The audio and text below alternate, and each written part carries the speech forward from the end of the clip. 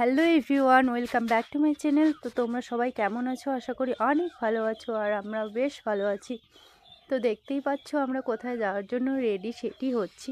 দেখে বুঝতে পারছো তোমরা নিশ্চয়ই কোথাও যাওয়ার জন্য রেডি হচ্ছি। হ্যাঁ, রেডি হচ্ছিলাম, আমরা যাব এক জায়গায়। আমাদের নেমন্তন্ন ছিল, আমার পিসি শ্বশুর মশাইয়ের বাড়িতে যাব, সেই কারণে রেডি হচ্ছি। তো কী জন্য যাব বলো তো? যাব আমরা হচ্ছে পিসি শ্বশুর মশাইয়ের বাড়িতে কালী পুজো হবে। তো সেই কারণে কিন্তু আমরা পুজোতে যাব বলে কিন্তু রেডি হচ্ছিলাম তাড়াহুড়ো করে। তো সকাল সকাল পুজো শুরু হয়ে যাবে, সেই কারণে 10:30 11টা নাগাদ পুজো শুরু হয়ে যাবে, তাড়াতাড়ি যেতে বলেছিল। তাই কিন্তু আমরা সব বাড়ির কাজ করে কিন্তু রেডি হচ্ছিলাম তাড়াহুড়ো করে। তো এইদিকে আমার ভাস্তি আর ভাগ্নি কিন্তু এই যে রেডি হয়ে গেছে ওরা। তো একটু ওরা লিপ বাম লাগাচ্ছিল, তো ওরা পুরো রেডি হয়ে গেছে, আর আমার খানিকটা বাকি ছিল। আমিও অলরেডি রেডি হয়ে গেছি, আর এদিকে শাশুড়ি মা ছিল, রেডি হচ্ছিল উনিও। তো হচ্ছে আমার মানে চুলটা বেঁধে নিলে ব্যাস কমপ্লিট। তো আমি যাই হোক চুলটা বেঁধে নিলাম, তো আমার সাজ কিন্তু কমপ্লিট। তো হাসাহাসি করছিলাম, ফার্স্টে আমাকে বলছিল তোর তো তাড়াতাড়ি হয় না। তো আমি বলছিলাম না, আমারও বেশি অনেকক্ষণ টাইম লাগে না। আর বলো তো কি, একটু মেয়েদের সাজগোজ করলে কিন্তু টাইম লাগবেই, সে সিম্পল সাজাই হোক আর চড়া সাজই হোক। চড়া সাজের একটু বেশি টাইম লাগে। তো যাই হোক, কিন্তু রেডি শেডি হয়ে আমরা কিন্তু পুরো তখন রেডি হয়ে গেছি। আর এদিকে ভাগ নিয়ে আমার ব্যাগ ট্যাগ নিয়ে পুরো বেরিয়ে পড়েছে। টোটো চলে এসছে, টোটোওয়ালা তাড়া দিচ্ছিল তাড়াতাড়ি যাওয়ার জন্য। তো তারপরে আমার ছেলেকে কিন্তু আমি আগেই কমপ্লিট করিয়ে দিয়েছিলাম সাজুগুজু করে। আর আমার ভাগনা, এই যে শাশুড়ি মা, তো সবাই কিন্তু রেডি হয়ে গেছি। তো এবার আমরা যাব। আর কোথাও যাওয়ার জন্য হলে তো আমার ছেলে পুরো এক পায়ে একদম দাঁড়িয়ে যায়, মনে হয় টোটোতে গেছে। দেখো কি সুন্দর তাকিয়ে আছে, এরকমই কোথাও গেলে উনি একদম পুরো সেই খুশি আনন্দ। তো তারপর আমরা টোটো করে যাচ্ছিলাম, আর এদিকে দেখো ধান লাগানো আমাদের কিন্তু হয়ে গেছে বিলের মধ্যে। তো রাস্তা দিয়ে যাচ্ছিলাম, দৃশ্যটা একটু ক্যামেরাবন্দি করে নিলাম। তো তারপরে কিন্তু আমাদের বৃষ্টিতে পুরো কিন্তু ভুট্টা গাছগুলো দেখো সব কিন্তু শুয়ে পড়ে গেছিলো। তো তারপর রাস্তায় যেতে যেতে তারপর কিন্তু পৌঁছেই গেলাম। বেশি অনেকটা দূর নয়, একটু কাছাকাছি, তাই তাড়াতাড়ি পৌঁছে গেছিলাম। তো সবাই মিলে একটু আড্ডা দিচ্ছিলাম। তারপরে এই যে রান্নার জায়গাটা, কারণ পুজোতে খিচুড়ি রান্না হবে, ভোগ রান্না হবে, তো এই জায়গাটায় সবাই রান্নাহারি করছিল। আর আমি একটু পুজোর জায়গাটায় গেছিলাম। আর পুজো অলরেডি শুরু হয়ে গেছিলো, আলপনা সব দেওয়া হয়ে গেছিলো, পুজোও শুরু হয়ে গেছিলো। আমাদের একটু আসতে লেট হয়ে গেছিলো, বাট যাই হোক, মানে পুজোটা মানে কমপ্লিট হয়নি, তাতে চলে গেছি। তো দেখো এদিকে সবাই কিন্তু পুজো, দিদি ভাই ওখানে প্রদীপ সাজাচ্ছিল। কারণ হ্যাঁ, এই যে মা, সর্বপ্রথমেই মাকে প্রণাম। তো মায়ের একটু দর্শন পেলাম। মা যেন সবাইকে ভালো রাখে, সুস্থ রাখে, সবাইকে যেন খুব সুখে রাখে। তো তারপর এই যে পিসিমা আর এই যে পিসেমশাই, তো ঠাকুরমশাই কিন্তু মন্ত্র পড়ছিলেন। আর হচ্ছে আমরা সেখানেই বসেছিলাম। তো মায়ের মুখখানা কি সুন্দর লাগছে। আর এইদিকে দেখো 108টা প্রদীপ ধরানো হবে, সেই কারণে কিন্তু প্রদীপগুলো রেডি করছিল দিদিভাই। এদিকে ননদ, শাশুড়ি মা সবাই মিলে এখানে ছিলাম। তো কোনো অনুষ্ঠান লাগলে তো এমনিতেই সবাই মিলে বাড়িটা খুব ভরে যায়, আনন্দ লাগে, খুব কিলবিল কিলবিল করে বাচ্চা কাচ্চা মিলে সবাই একবারে। তো সেরকমই আমাদের খুব ভালো লাগছিল সবাই মিলে, তো মানে খুব মজা হয়।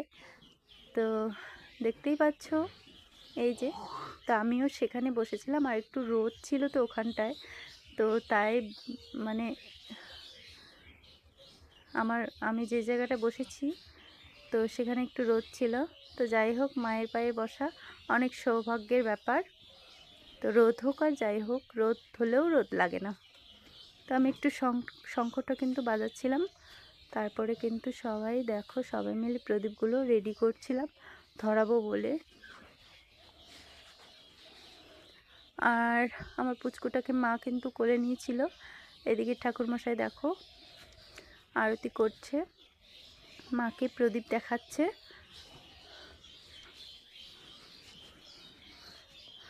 তো পিসেমশাইয়ের বাড়িতে কিন্তু আমার হচ্ছে এটা প্রথম কালী পুজো।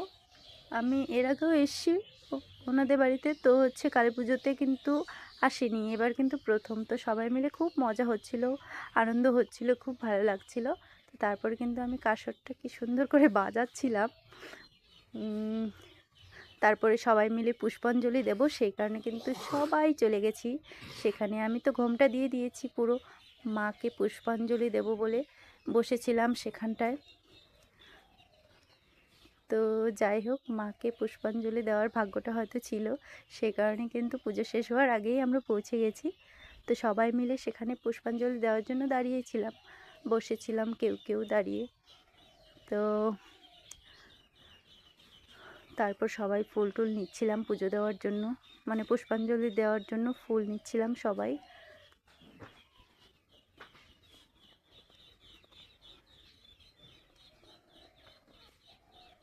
তো এরকম কোথাও মানে অনুষ্ঠান লাগলে খুব মজা হয়, খুব ভালো লাগে। তারপরে কিন্তু দেখো, আমরা কিন্তু মন্ত্র পড়ছিলাম, ঠাকুরমশাই মন্ত্র পড়ছিলেন, সবাই মিলে মন্ত্র পড়ছিলাম, সেখানে সবাই ছিলাম আমরা।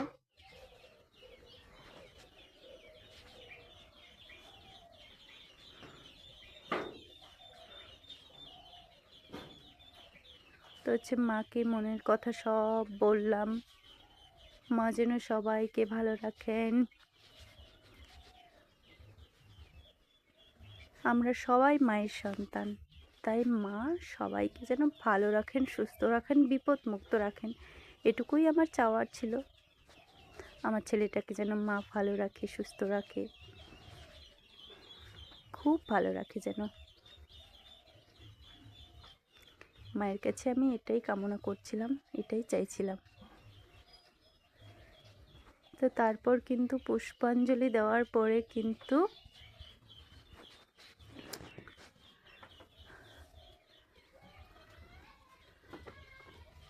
একটু সবাই মিলে কিন্তু মানে, আর এদিকে দেখো রান্নার জায়গা, এদিকে দাদা ভাইরা রান্না করছে। তারপর পুষ্পাঞ্জলি দেওয়া হয়ে গেছে, তো এখন প্রদীপ ধরাবো, সেই কারণে কিন্তু প্রদীপের জায়গাটায় গেছিলাম।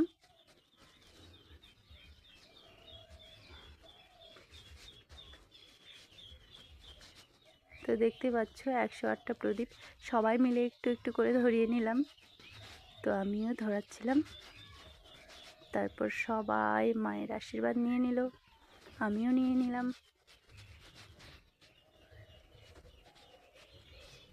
তো এই যে দেখো, এখানে 108খানা প্রদীপ আছে, সবাই একটু একটু করে ধরিয়ে নিলাম। তো মোমবাতি দিয়ে অসুবিধা হচ্ছিল, তাই আমি পাটকাঠি একটা লম্বা করে নিয়ে নিয়েছি ধরাবো বলে। কারণ মোমবাতিটা দিয়ে ধরাতে গেলে পুরো হাতের মধ্যে আঁচ লাগছিল, আর হচ্ছে পাটকাঠিটা দিয়ে ধরালে ওই দূরেরগুলো ধরানো যাবে। তো তারপরে কিন্তু আমি পাটকাঠি দিয়ে ধরাচ্ছিলাম, মোমবাতিটা কিন্তু রেখে দিয়েছিলাম। আর হচ্ছে 108খানা প্রদীপের মধ্যে এইদিকে দেখো পিসিমা ধরাচ্ছিলেন, তো উনি এই যে ধরাচ্ছেন। তো তারপর আমি একটু ক্যামেরা করে নিচ্ছিলাম, আর এই যে আমার ভাগ্নি। তো আমি বলছিলাম যে পুরো মুখটা শেষ। তারপর কিন্তু সবাই মিলে যজ্ঞি ফোঁটা নিচ্ছিল, তা আমিও নিয়ে নিয়েছিলাম।